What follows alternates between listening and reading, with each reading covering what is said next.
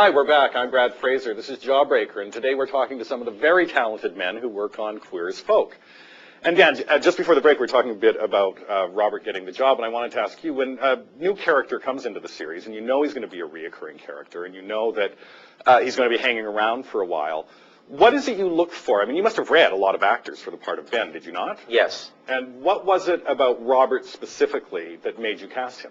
Well, you know, we've always had difficulty casting on the show, but the casting gods have been extraordinary to us because they've always sent us people who are passionate, who are extremely talented and amazing human beings. And I have to say that when Bobby came to us, he wrote us the most extraordinary letter. I don't know if I've ever talked to you about this. I've never received a letter like that from an actor. It was so passionate and heartfelt and how important the show and the role was to him. Now, that doesn't guarantee somebody getting a role. No, because they have to be able to act. Absolutely. So we saw, Bobby came into the Showtime casting in Los Angeles, and they sent us a tape, and he seemed really right. And didn't you get a call, Bobby, that we had to see what the chemistry would be between Bobby and Hal Sparks. Right. So I think there was a call saying, "Come to Toronto."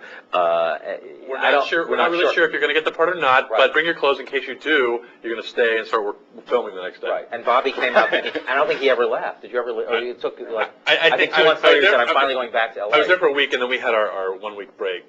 Actually, a little. Right. Now, Dan, when you say it's difficult to cast the show, why is that? What kind of trouble do you have casting the show? Well, you know, we have what we've done on this show, which I think is unique to any show, whether they're gay characters, straight characters. We've sexualized our characters. Of course, what's very important about Queer as Folk is that gay characters are sexualized for the very first time, and the cast has to be able to express this. I mean, they're all simulated, of course, but they have to be comfortable with themselves, with the character, with their bodies, in order that we can. I mean, I've always said that, and we've discovered. My partner Ron and I have discovered this in writing the show. That, and you have too, of course, Brad. In that.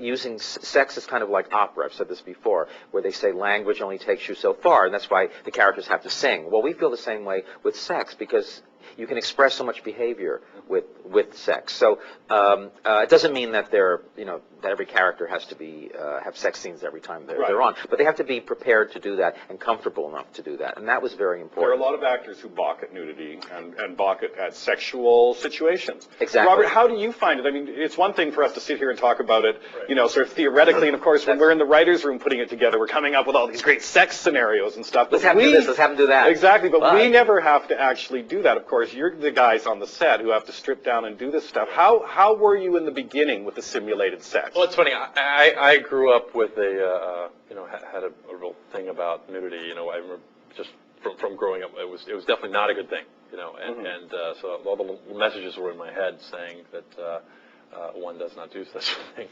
But I remember the first time, it was actually one of my first scenes, and I had to strip down.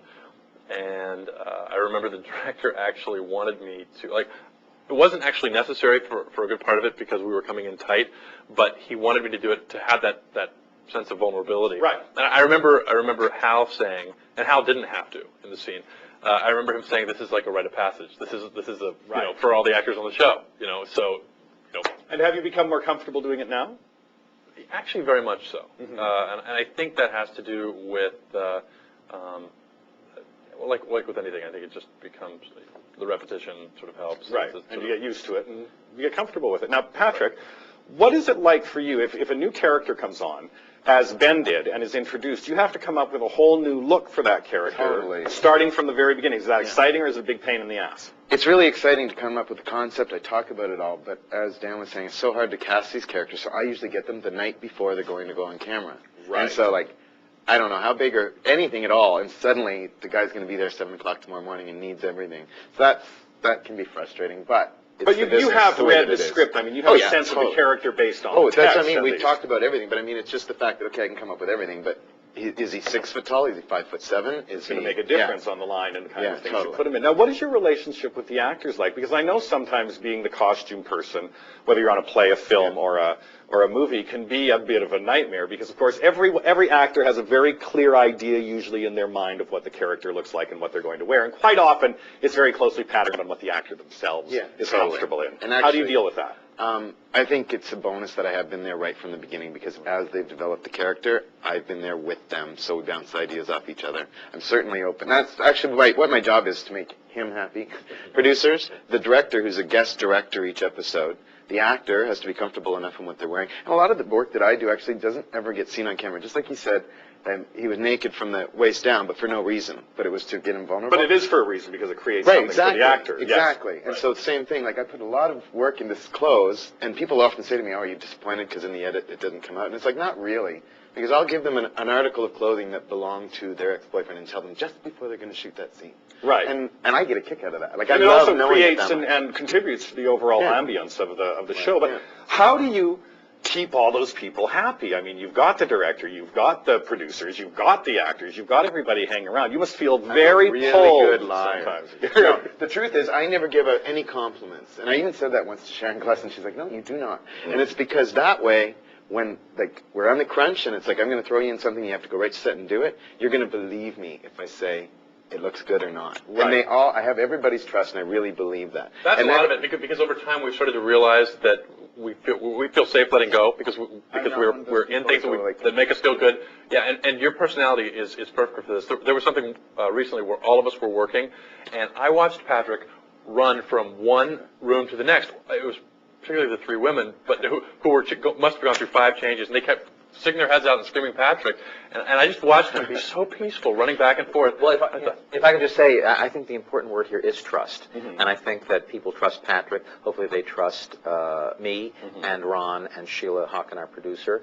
And I think that when you asked Bobby before about being comfortable now with playing these sexually charged scenes, I think that the cast trusts the fact that that's not what the show is about. The show is about these characters, and they know. I mean, they trust us, all of us, with the stories, with the scripts, and with the wardrobe. And that's the nice thing when you're fortunate enough to have a successful series that's ongoing. That trust ensues, and this is how you have a well-oiled machine that keeps going. And you're the guys, I mean, you especially are the ones that have to do the most juggling, even more than Patrick, because you've got to keep everyone Patrick has to keep happy, as well as the writers and a great many other people who aren't around. How do you do that, Dan? I mean, how do you keep control of such a large group A lot of coffee. Well, it is it is a very, very difficult, very grueling and time-consuming job. It lasts from, I get to the studio at 8 or 9 o'clock in the morning, and I get back to my apartment at 10 or 10:30, maybe 11 o'clock, and then I have to do more work. Don't get to bed until 2. This is just when we're in production mode. This is just how it is. And what it is just trying to solve problems, trying to keep things calm, we know we're going to always have problems every day, every week.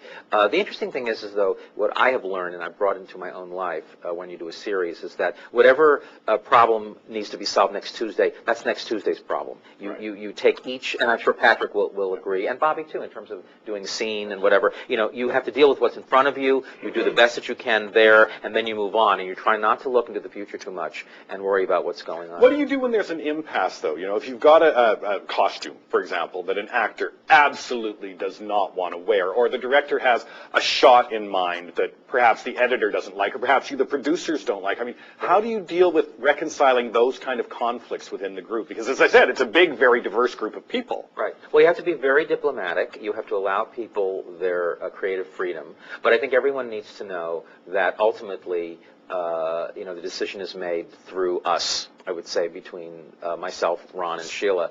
And we have to be given options. Sometimes a director will want to do a scene, will say, do something a certain way, do it that way, but also do it this way, give us an option. We'll say to Patrick, give us an option. If an actor wants to do something, okay, you can say the line or do it this way, but you have to do it this way too. And the reason for the option is not because we're trying to be tyrants, but because you never know until you put film together. I think every director will say, well, I didn't think I needed that. Or Patrick will say something like, well, I thought I didn't realize this color with the background. We're all every element of this production, they're doing their own thing, and we have to sew the elements together. And when you see something on film, you might say, no, the show's going to end with a close-up of Ben. That's how it's going to end. But then when you put it all together and you get to that point, you say, you know something? It's got to be Michael and Ben, or it's got to be, Ben turning around. You have to have those options. And if you don't have the options, you're stuck. Right, so someone's got to be the top, and you and Ron are the top. And we're going to take a break. Stay tuned. We'll be right back.